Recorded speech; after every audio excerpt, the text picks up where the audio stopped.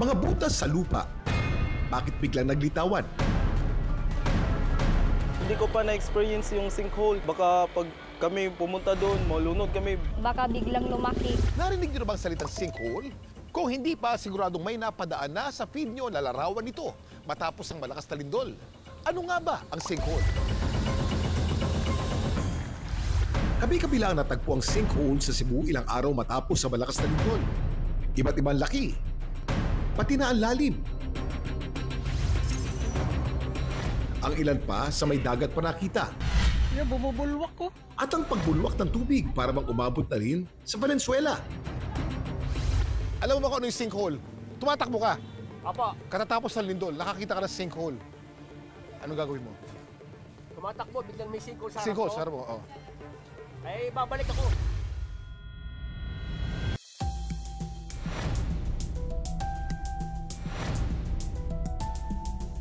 Nakilala namin sa Borbon, Cebu at 27-year-old na si Patrick. Differently abled man. Kumpleto naman daw ang confidence niya. Kita naman sa mga video niya online.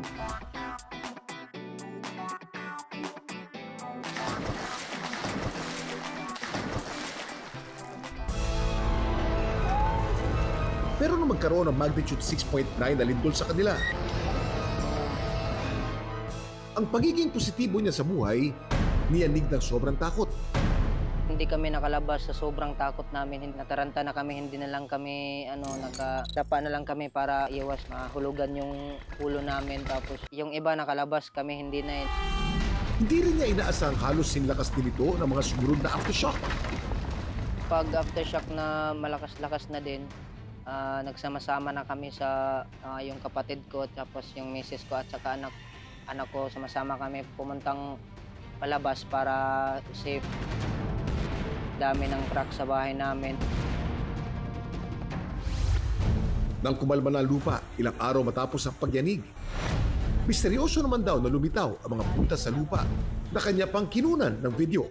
Yung mga tsuhin ko at tiyahin ko pumunta sa dagat, tapos naligo sila. Sabi nila sa akin na may sinkhole daw.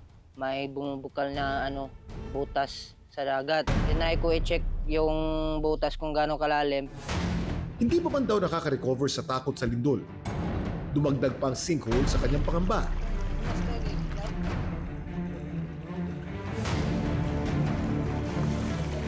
Yung lalim niya guys is 5 to 6 feet.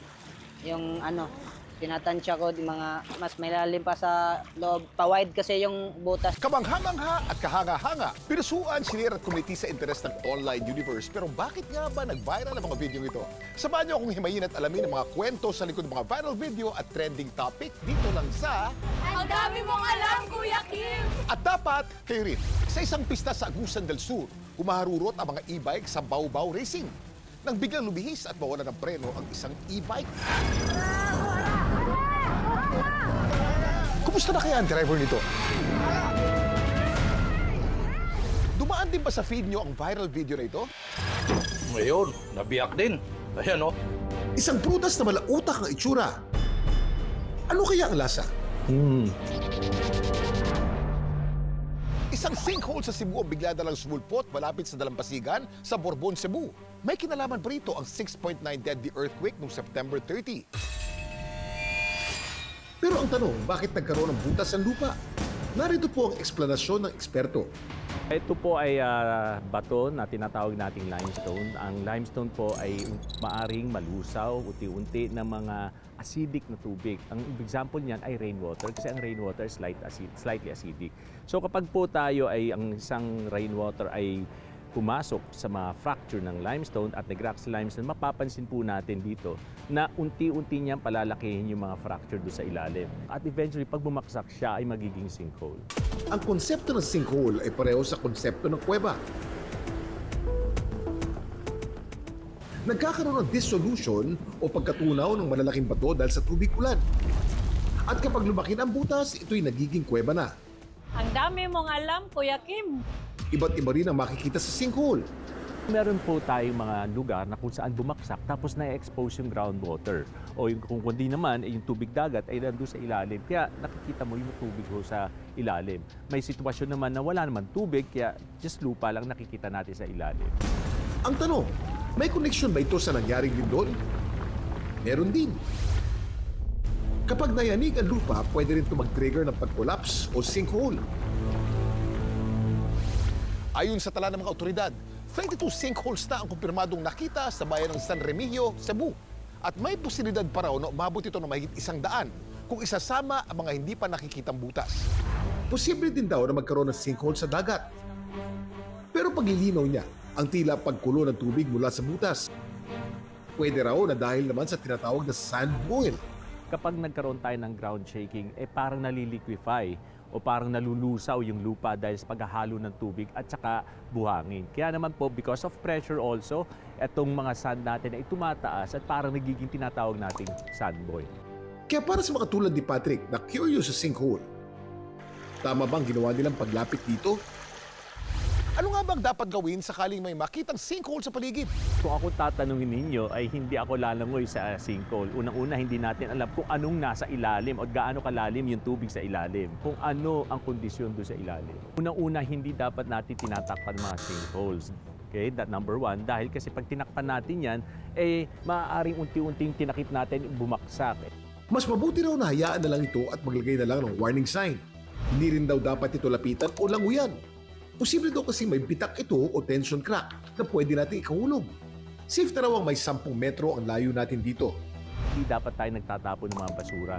Remember, ang mga limestone, karaniwang at tinatawag natin permeable na kung saan pwedeng dumaloy ang mga tubig papailalim. Ngayon, hindi na ako malapit sa mga sinkhole na malapit sa amin.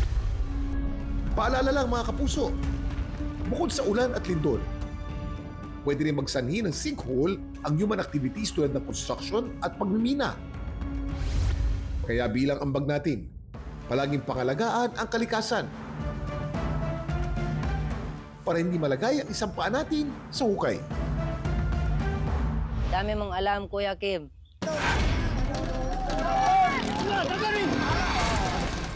Paano kung ang sasakyang ito sumemplang sa inyo?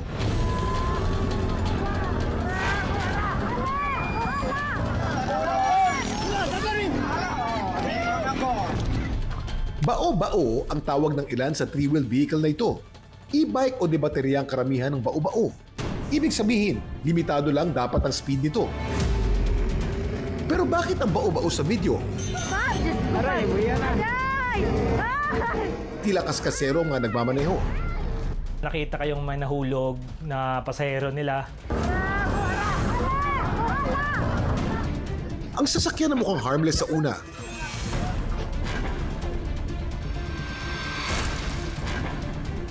Ano nga bang panganib na dala?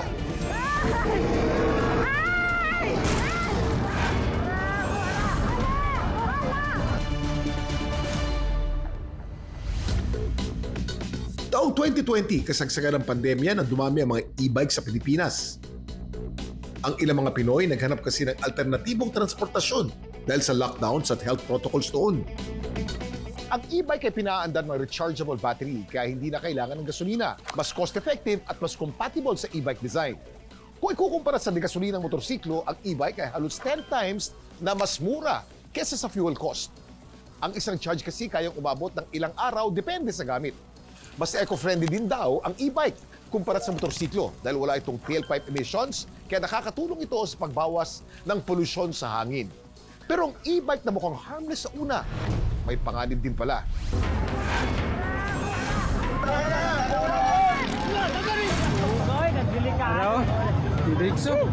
Sa kasalukuyan, hindi pa required ng lisensya para makapagmaneho ng e-bike. Ang e-bike ba dapat may lisensya ang gumagamit o walang lisensya? Opinion ko po, meron dapat. Meron dapat. Meron dapat. Okay, maraming gumagamit ng e-bike walang lisensya. Ano gusto mo sabihin sa kanila ngayon? Anong mensahe mo sa lahat ng mga nag-e-bike na walang lisensya? Magdahan-dahan. At mag-ingat. Walang iba. Walang ibang sagot, kundi mag-ingat. Balikan naman natin ang riders.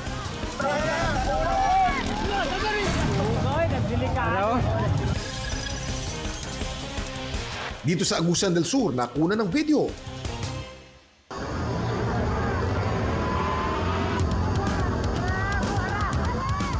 Ang mabibilis na sasakyan, kalahok pala sa isang racing competition. Mukha mang e-bike ka mga ito. Di motor pala ang mga bao-bao na sa video. Kaya naman palang bibilis. Ang mga dibaterya na bao-bao ay mga mas bagong modelo na. Pero ang mga OG talaga, itong mga demakina na gumagamit ng gasolina at combustion engines. Ang dami mong alam, Kuya Kim! Ang mga drivers kalahok pala sa bao-bao racing sa Dagayani Festival sa Agusa del Sur. First time po na nangyari na may opisyal na bao-bao racing event sa lungsod po ng Trento. Pero sa ibang dako po ng Mindanao, meron na po mga nangyayaring ganitong klaseng racing. Sa una, masaya pang nanonood ng racing ang mga tao. Nang biglang,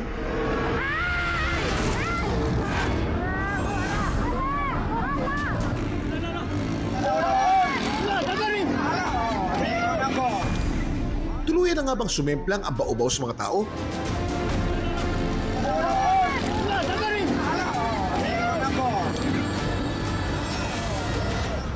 Mabuti na lang at naliko ng rider ang bao-bao at nakaiwas sa mga manonood.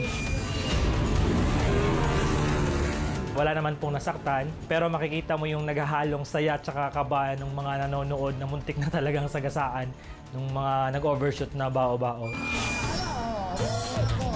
Meron naman pong mga naka-standby na mga trained personals at meron pong dalawang rescue vehicle na naka-standby. Although may mga nakita kayong may nahulog na pasahero nila, muntik nang tamaan yung mga nanonood, wala naman pong major accident na nangyari, wala naman pong nasaktan.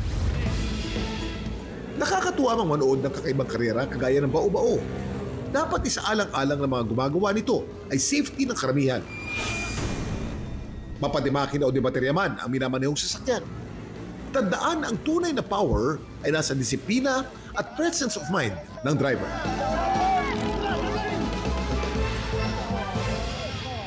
Dami mong alam, Kuya Kim. Isang prutas na malautak ang itsura. Ayun, nabiyak din. Ayan oh, sariwa-sariwa guys oh. Hinahalo raw ito sa pagkain bilang pampalasa.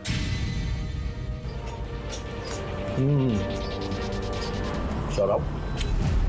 At ang katas ng dahon daw nito, mabisang lunas din daw sa isang sakit.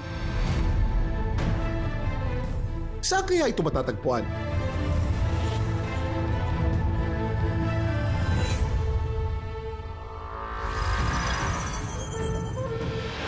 Sa bayan ng Lala sa Lanao del Norte.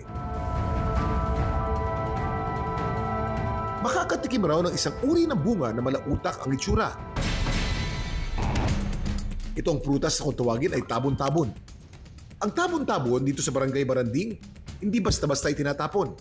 Dahil ito raw mismo ang ginagamit nila pampalasa sa ilang lutuin. Ayun. Sa video ito ng vlogger na si Noel, hinalo niya ang katas ng kinayod na tabon-tabon sa kinilaw na tuna. Kilawin tuna with tabon-tabon, tiki man time. Ano kaya ang lasa? Sarap. Si Catherine matagal ng residente sa lugar at siya mismo ay gumagamit din ng tabon-tabon sa pagluluto. Ito ay natutunan namin noong unang pangpanahon sa mga kaninuhan pa. Tinuturing na tradisyonal na sangkap ng mga taga-Lanao del Norte ang tabon-tabon. Ito po ay mapakla. Para kang kumakain ng hilaw na bayabas or hilaw na banana. Marami raw puno ng tabon-tabon sa lugar, kaya naman hindi mahirap manguha nito. Ang tabon-tabon ay paboritong ihalo sa kinilaw, paksiw na isda, pati na sa ginataang isda. Noong una kong natikman, ang pagkain na may halong tabon-tabon is masarap. Mawala yung amoy, yung langsa. Ang tabon-tabon fruit ay isang indigenous fruit na karaniwang ginagamit sa Mindanao, partikular sa Iligan at sa Lanao region. Yung tabon-tabon na tinatawag or may scientific name na Attona excelsa subspecies racemosa ay matatagpuan lang sa Mindanao. Mataas daw ang puno at may bilog ang bunga na kulay berde o brown kapag kinug na. Yung laman ng prutas, may isa siyang buto na pag cross-section mo ay mukhang utak. So yun yung tinatawag na kernel. Ang laman ng tabon-tabon ay hindi direktang kinakain, kundi kinakayod o pinipiga upang makuha ang katas na hinahalo sa suka. Ang dami mong alam, Kuya Kim. Ang dami mong alam, Kuya Kim. Ipapatikim ni Catherine ngayon ang paksiw na isda na may tabon-tabon. Ano kaya ang lasa nito? Para maghanda ng kanilang lulutuin, hinugasan muna ni Catherine ang mga prutas. Saka hinanda ang mga sangkap ng kanyang lulutuin. Para ihalo ang tabon-tabon, kumuha siya ng isang piraso nito, saka kinayod ito at piniga para makuha ang katas.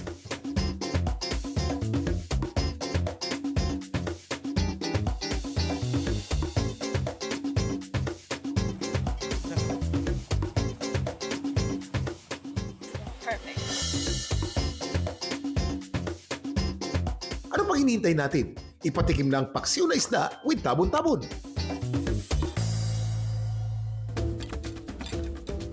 Ang sarap, may konting asim.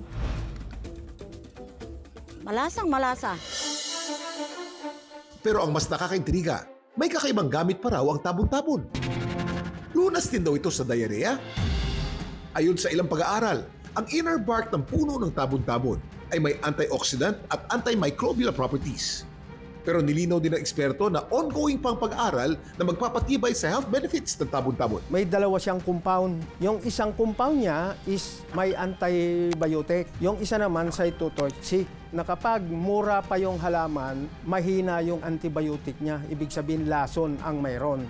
Pero pag matured na, meaning magulang na or hinog na, and then nagkakaroon siya ng antibiotic. I-consider natin na yung magulang ang dapat gamitin. Ang tabon-tabon ay isa lamang sa napakaraming natatanging prutas na matatagpuan sa ating bansa. Sa laki na naitutulong nito sa pagpapasarap at pagpapabango ng mga lutuin, dapat lang nabigyan ito ng pansin. At kung may bagong prutas na muling sumikat at makilala, tandaan at gamitin ang mga utak. Dami mong alam, Kuya Kim. Dami mong alam, Kuya Kim. May mga kwento rin ba kayong viral worthy? Just follow our Facebook page, Dami Mong Alam, Kuya Kim, at ishare nyo doon ang inyong video. Anong malay nyo? Next week, kayo naman ang isasalang at pag-uusapan. Hanggang sa muli, sama-sama nating alamin ang mga kwento at aral sa likod ng mga video nag-viral dito lang sa Dami mong alam, Kuya Kim! At dapat kayo rin.